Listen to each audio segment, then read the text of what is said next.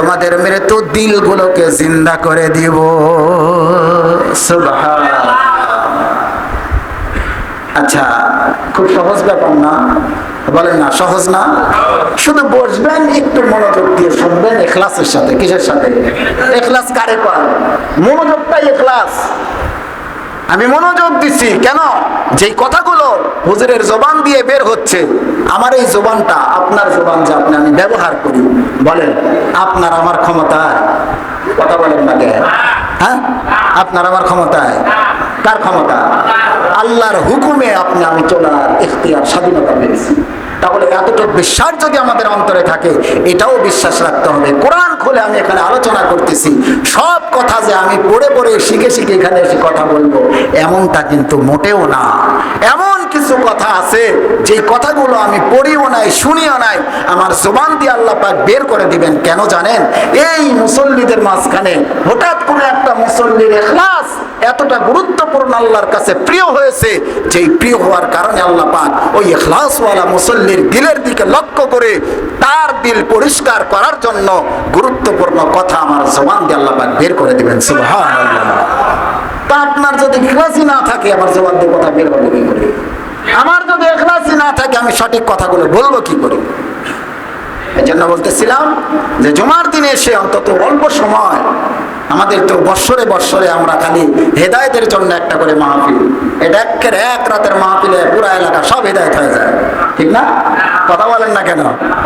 যে জুমার দিনে আপনারা বলেন তো, এক একটা জুমায় যে আলোচনা হয়, আমি বারবার বলি, একজন মানুষ যদি মনে করে এই সমাজে যে আজকের এই জুমার আলোচনাটা আমি শুনবো, এখান থেকে 5টা বিষয় নিব, তার মধ্যে আমি 3টা আমল করব, বলেন এই 3টা যদি আমল করার জীবনে পরিবর্তন হবে না বুঝি?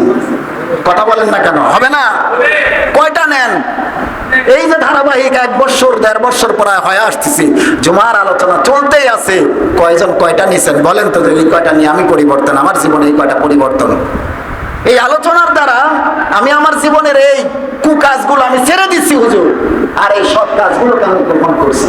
কয়জন? কয়জনে আলোচনা শুনে আজ পর্যন্ত কয়টা যুবক মুখে দাঁড়িয়ে রাখছে? কয়জন ব্যক্তি যারা দাড়ি কামাতেন, দাড়ি কামানো ছেড়ে দিচ্ছেন বলেন? একজনেরও সাহস নাই। কেন নাই? কারণ পারেন নাই, আপনার ব্যর্থতা। যেন অনুরোধ করি, কথাগুলো শোনার আগে ইখলাসের সাথে বসবেন, ইখলাসের সাথে শুনবো এবং আমলের নিয়তে শুনবো। আল্লাহ এই কথাগুলো যেটা বলতেছে, এটা সবার জন্য না, আমার জন্য, আমার জীবনের পরিবর্তনের জন্য। প্রতিটি কথা আমার জন্য জরুরি।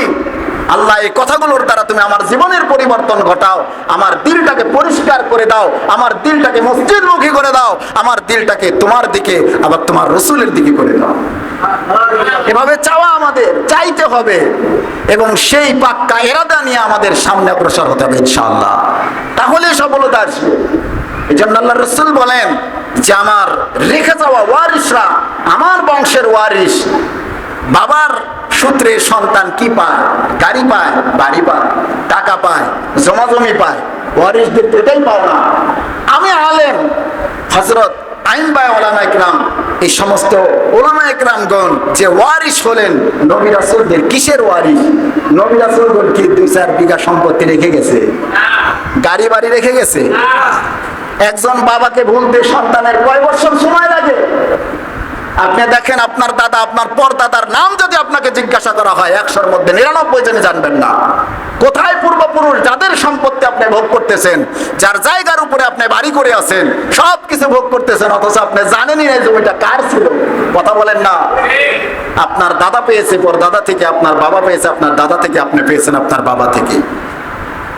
ওয়ারিস সূত্রে এসেছে। আজ থেকে 1500 বছর পূর্বে নবীজি আমার বিদায় নিয়ে চলে গেছেন। নবীজি আমার বলেছেন, ইন্নামা ওয়ারিসুল ইলমা, আমি ওয়ারিস হিসাবে আমার উলামা ইকরামদের জন্য লিখে গেলাম হলো ইলম, এই কোরআনের ইলম। সুবহানাল্লাহ। যাদের হৃদয়ে আল্লাহ পাক, যাদের হৃদয়গুলোকে কোরআনের জন্য কবুল করেছেন, হযরত উলামা ইকরাম, তারাই হলেন নবীদের ওয়ারিস। সুবহানাল্লাহ। আর হক্কানে উলামা ইকরাম, হক্কানে উলামা ইকরাম, তাদের জবানের হিকমতপূর্ণ কথার দ্বারা আমরা যারা গুনাহগার, সকলের হৃদয়টাকে আল্লাহ পাক পরিষ্কার করে দিবে। সুবহানাল্লাহ। একটু আস্তে বলেন না। এত বড় আশ্চর্য একটা সহজ বিষয়, সহজ একটা বিষয়। আমি আজকে জুমার আলোচনা শুনবো, পাক্কা এরাদা করবো আল্লাহ আগামী জুমা পর্যন্ত একবারের জন্য আমি লাপিতার কাছে গিয়ে আমি আর খুর লাগাবো না। আপনি এরাদা করেন, খোদার কসম আপনাকে ওয়াইন্নাহু সুবুলানা, আল্লাহ পাক রব্বুল আলামিন বলতেছেন, যখন কোনো বান্দা হেদায়েতের রাস্তা একটা খুঁজে, আমি আল্লাহ তাকে হেদায়েতের জন্য 10টা রাস্তা করে দিই। তুমি নেক আমল করার জন্য একটা রাস্তা খুঁজবা, আমি আল্লাহ আরো 10টা রাস্তা তোমার জন্য সহজ করে দিব। জুমার নামাজ পড়ে যে বান্দা পাক্কা ইরাদা করবে আমি আসর জামাতের সাথে পড়বো, আল্লাহ পাক তাকে মসজিদ পর্যন্ত অবশ্যই আনবেন যদি তার অন্তরে ইখলাস থাকে। আমাদের তো ইখলাস নাই। নামাজ শেষ সালাম ফিরানোর পর আমরা গেট খুঁজে পাই না, কার আগে কে যায় মনে হয় যেন মসজিদে আগুন ধরে গেছে, কার আগে কে বের হয় জীবন বাঁচানোর টানাটানি। ঠিক না? জুমার ফরজের পরে যে 4 রাকাত সুন্নাতে মুআক্কাদা আছে, এটার ব্যাপারে অনেকে উদাসীন, মনে করি এটা বের না পড়লেও চলে। নাউজুবিল্লাহ বলেন। তুমি মিয়া সারা সপ্তাহ মসজিদে আসো না, এক ওয়াক্ত নামাজে, এক শুক্রবারে আসো তা 2 রাকাত নামাজের জন্য। তোমার এমন 2 রাকাত নামাজ না পড়লে কি আল্লাহর কুদরতে কোনো কমতি আসবে? কথা বলেন না। তো তুমি কিসের নামাজি? তোমার ধর্ম পালন করা আর বেজাতিদের ধর্ম পালন করার মধ্যে কোনো তফাৎ নাই। বার উল্লেখ করে তো তারাই ইবাদত করবে যারা ইহুদি খ্রিস্টান বেঈমান মুশরিক। কথা বলেন না। সময় নির্ধারণ করে যাবে পূজা মণ্ডপে পূজা দিতে, মন্দিরে যাবে, গির্জায় যাবে তারা ইবাদত করতে, রবিবারের দিন, অন্যান্য দিনে, নির্দিষ্ট দিনে বারে। তোমার তো ইবাদত প্রতিদিন প্রতি মুহূর্তে, ঠিক কিনা বলে? এই জন্য বলেছিলাম সদা সর্বদা এই জবানের হেফাজত করো। স্মরণ আছে আপনাদের? আমাদের হৃদয়গুলো রোগাক্রান্ত হয়ে যাচ্ছে। আল্লাহ পাকের কাছে সুস্থ একটা হৃদয় নিয়ে উপস্থিত হওয়ার জন্য এই সমস্ত বড় বড় রোগ থেকে আমাদের হৃদয়গুলোকে হেফাজত করতে হবে। সুবহানাল্লাহ। যদি পারি তাহলে আমাদের হৃদয়গুলো সুস্থ থাকবে, আর এই সুস্থ হৃদয় নিয়ে আল্লাহর কাছে গেলেই আমরা নাজাত পাবো, নচেত নাজাত পাওয়ার কোনো রাস্তা।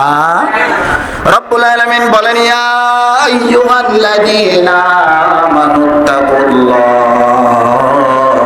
ওয়া কুলু কাওলান সাদীদা ইসলিহ লাকুম আমালাকুম ওয়া ইয়াগফির লাকুম যুনুবাকুম ওয়া মান ইউতি'আল্লাহা ওয়া রাসূলাহু ফাকাদ ফাযা ফাওজান আযীমা। রব্বুল আলামিন বলেন, ও ঈমানদারেরা শোনো, ইত্তাকুল্লাহ, তোমরা আমি আল্লাহকে ভয় রাখো। কারণ যত পাপাচার আছে, যত আমি আল্লাহ তাআলার নাফরমানি আছে, কোন নাফরমানি থেকে বাঁচতে পারবা না যদি হৃদয়ে আমি আল্লাহ তাআলার ভয় না থাকে। ঠিক কিনা বলেন? রব্বুল আলামিন বলেন, তুমি ঈমানদার ঠিক আছে, তুমি ঈমান আনো। পৃথিবীর মধ্যে আমরা তো অনেক মানুষই আছি যারা বংশসূত্রে মুসলমান হয়েছে। ঠিক কিনা বলেন? আমার দাদা মুসলমান, বাবা মুসলমান, সেই সূত্রে আমি মুসলমান।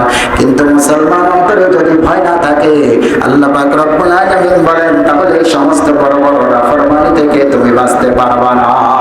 এই জন্য আল্লাহ বলেন, ইত্তাকুল্লাহ, আমি আল্লাহ তাআলার ভয় তোমাদের অন্তরে পয়দা করো।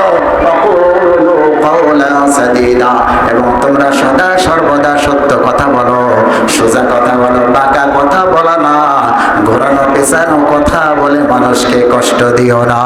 এই কথা বলেন ঠিক কিনা? আমরা মানুষ, আমাদের হৃদয়ের ব্যথা, আমাদের হৃদয়ের বেদনা, দুঃখ, কষ্ট, ভালোবাসা যা কিছু আছে, এগুলো প্রকাশ করার হেডলাইটের নাম হলো জবান। কথা বলেন ঠিক কিনা? আমার প্রিয় নবী বলেন, মাইয়াজমাননি মা বাইনা লাহইহি ওয়া মা বাইনা রিজলাইহি আজমান লাহুল জান্নাহ। ও আমার উম্মতেরা শোনো, তোমরা যদি 2টা বস্তুর জিম্মাদারি দিতে পারো, 2টা বস্তুকে হেফাজত করতে পারো, 2টা বস্তুকে তোমরা দুনিয়াতে সঠিকভাবে ব্যবহার করতে পারো, আমি রাসূল ঘোষণা করলাম আজমান লাহুল জান্নাহ, তোমাকে জিম্মাদারি নিব জান্নাতে নেওয়ার। সুবহানাল্লাহ। 1 নাম্বার লাহইহি, এই যে 2টা ঠোঁট আছে, 2টা ঠোঁটের মাঝে একটা গোশতের টুকরা আছে, সব সময় নিয়ন্ত্রণের বাইরে লাফালাফি পারে আছে না। এই যে এবার নিয়ন্ত্রণ যদি তুমি করতে পারো, আমি রাসূল ঘোষণা করলাম তোমাকে অবশ্যই অবশ্যই আমি রবি জান্নাতে নিয়ে যাব। 2 নাম্বার, 2 রানের মাঝখানে যে গোশতের টুকরা অর্থাৎ লজ্জাস্থান আছে, এইটারও হেফাজত যদি তুমি করতে পারো, এটাকে যদি সঠিকভাবে ব্যবহার করতে পারো, আমি রাসূল ঘোষণা করলাম আসমান লাহুল জান্নাহ, তোমাকে জান্নাতে নেওয়ার জিম্মাদারি আমি নবী নিব। এই কথা বলেন আমার নবী যদি আমার আপনার জিম্মাদারি নেন, আমার আপনার জান্নাতে যাওয়া কেউ ঠেকাতে পারবে? কথা বলে না। যেই ময়দানে মাহশরে আমার নবী ছাড়া অন্যান্য নবী রাসূল পর্যন্ত নিজেদের কোনো না কোনো ছোটখাটো ভুলের কারণে আল্লাহর কাছে ইয়া নফসি ইয়া নফসি বলতে থাকবে, একমাত্র কেবলমাত্র শুধুমাত্র আমার আপনার দয়ার নবী, মায়ার নবী, রাহমাতুল লিল আলামিন নবী মুহাম্মদুর রাসূলুল্লাহ সাল্লাল্লাহু আলাইহি ওয়াসাল্লাম ইয়া নফসি বলবেন না, নবীজি আমার সিজদায় গিয়ে বলবেন ইয়া উম্মতি ইয়া উম্মতি। সুবহানাল্লাহ। আল্লাহ আপনি আমার গুনাহগার উম্মতদেরকে বাঁচান, আল্লাহ আপনি আমার গুনাহগার উম্মতদেরকে বাঁচান। সে দয়ার নবী যদি আমার আপনার জান্নাতে যাওয়ার জিম্মাদারি নেয়, আমার আপনার জান্নাতে যাওয়া কেউ বাধা দিতে পারবে না, ঠিক কি না? এই জন্য আল্লাহ পাক রব্বুল আলামিন বলেন ওয়াকুলু কওলান সাদীদা। আয়াতের অর্থ ভালো করে বুঝবেন। আয়াতের শেষে আল্লাহ পাক মজাদার একটা সুসংবাদ আমাদের জন্য দান করেছেন, শুনবেন না? আল্লাহ পাক রব্বুল আলামিন বলেন ওয়াকুলু কওলান সাদীদা, তোমরা যদি সত্য কথা বলো, সত্যের উপর অবিচল থাকো, শুধু জবান দিয়ে সত্য কথা বললেই হবে না, সত্যের উপর অটল